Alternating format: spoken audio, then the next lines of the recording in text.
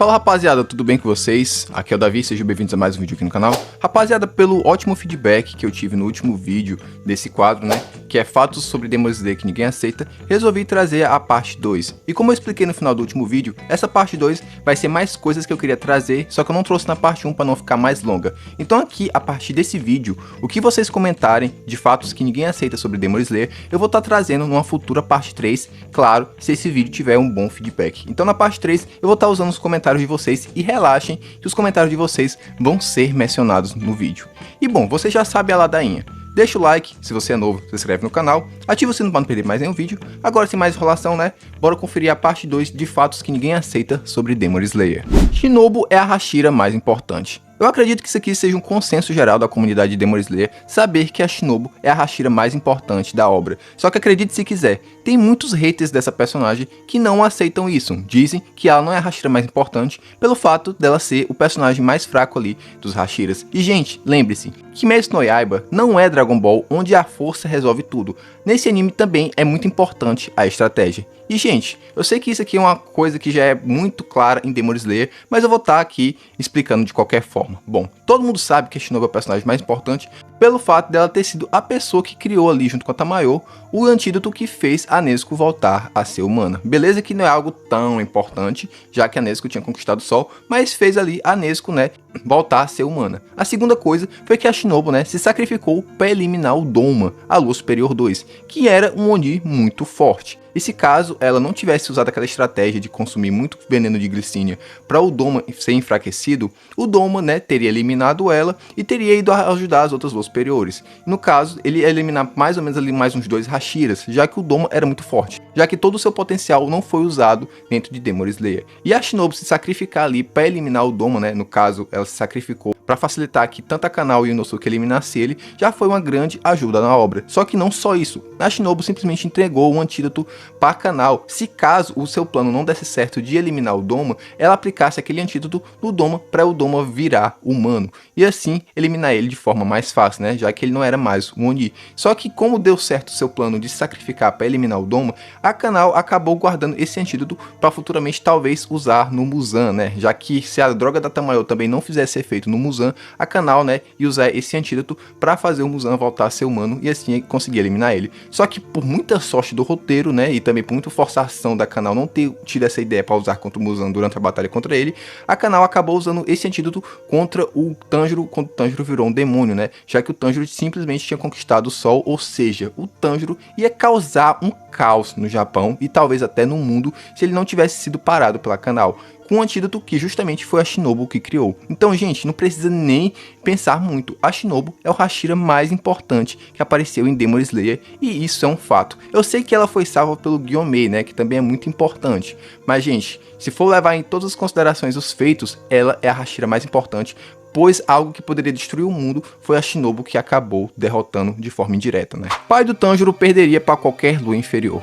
Acredite se quiser, tem muita gente que endeusa o pai do Tanjiro em Kimetsu no Yaiba, pelo fato do pai do Tanjiro, né, ter umas habilidades ali especiais, como por exemplo, sua alta resistência, né, já que ele conseguia passar ali vários dias fazendo os movimentos da Hime no Kami Kagura sem se cansar, e também ele tinha um mundo transparente. Mas gente, isso não significa que o pai do Tanjiro era um cara mega forte que poderia derrotar qualquer lua inferior. E também acredite, tem gente que acredita que o pai do Tanjiro poderia bater de frente com a lua superior. E gente, isso não é verdade. O pai do Tanjiro é um fato que ele é fraco e ele perderia para qualquer lua inferior. Sim, lua inferior. Porque, gente, o Tanjiro, para ele conseguir ali um nível ali médio, para chegar próximo a de um Hashira, o Tanjiro teve que treinar muito, lembrando que o Tanjiro é da mesma linhagem que o seu pai, e o Tanjiro, ele, teoricamente, já tinha umas vantagens, né, de supostamente já ter a marca do caçador, ter habilidades especiais, até porque ele ali é o protagonista. E o Tanjiro teve que treinar muito, inclusive o Tanjiro demorou para despertar o mundo transparente, coisa que ele só foi fazer ali no final ali da terceira temporada, na luta contra o Hantengo.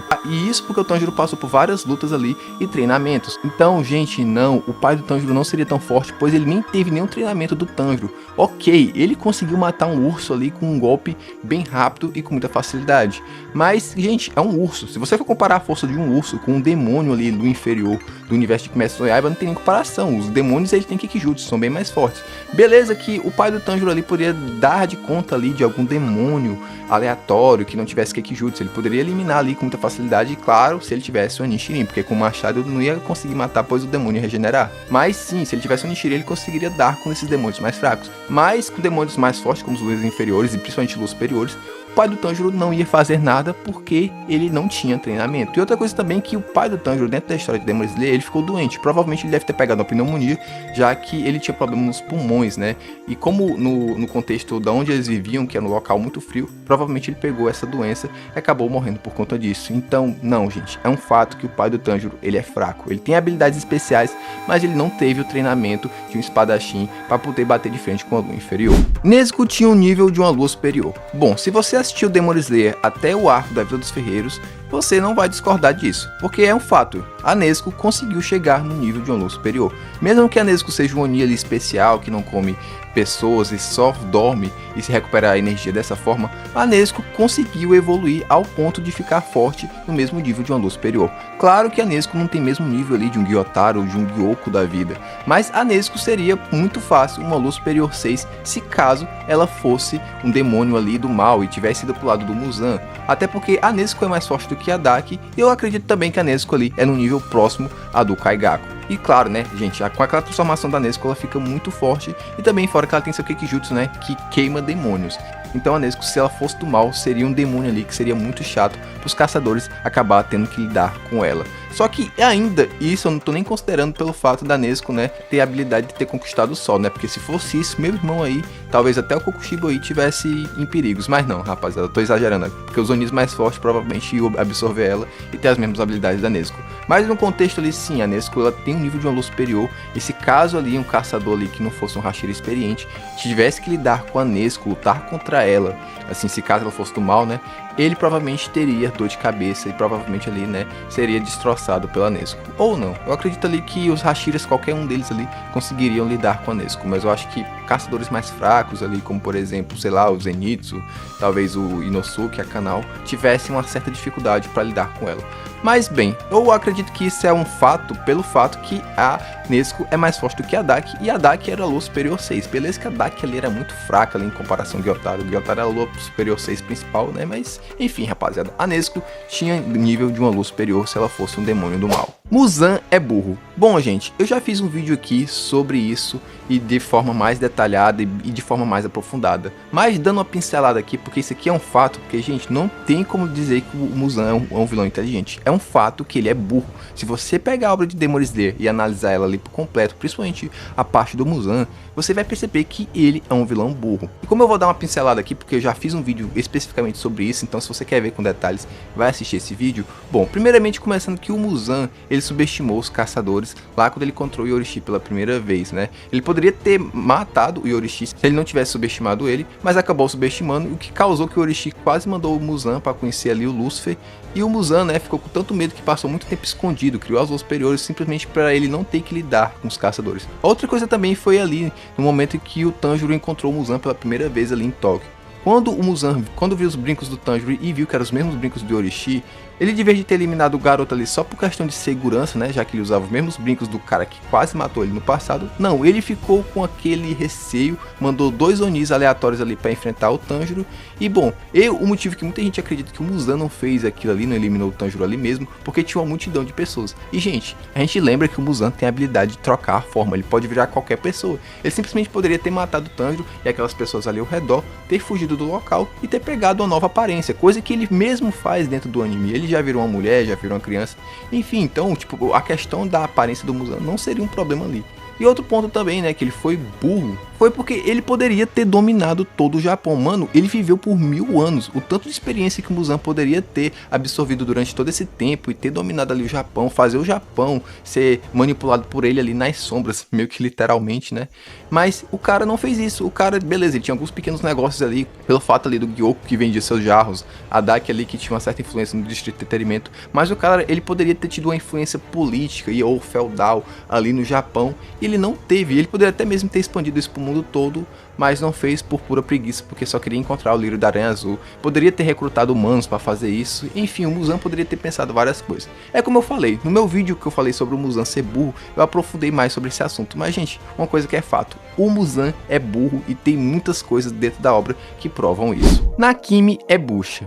Bom, gente, eu sei que isso aqui é algo muito polêmico, mas muita gente acha que a Nakimi é um dos personagens assim, mais poderosos que tem em Demon Slayer. Essas pessoas estão certas e erradas ao mesmo tempo. Sim, o Kikijutsu da Nakimi é muito roubado, já que ela cria o Castelo do Infinito. Só que a gente avaliar a Nakimi em si, ela é um Oni fraco, já que para ela manipular todo o Castelo do Infinito, ela precisa estar ali parada. Ou seja, que se alguém conseguir chegar perto dela, acaba decapitando ela com muita facilidade. Beleza, você vai dizer pra mim: Davi, a Mitsuru e o Abanai não conseguiram chegar perto da Nakimi ali pra acertar ela. É, gente, você tá certo, esse é um ótimo argumento. Não conseguiram chegar perto da Nakimi, pois a Nakimi ali manipulava tudo e não deixava ninguém se aproximar dela.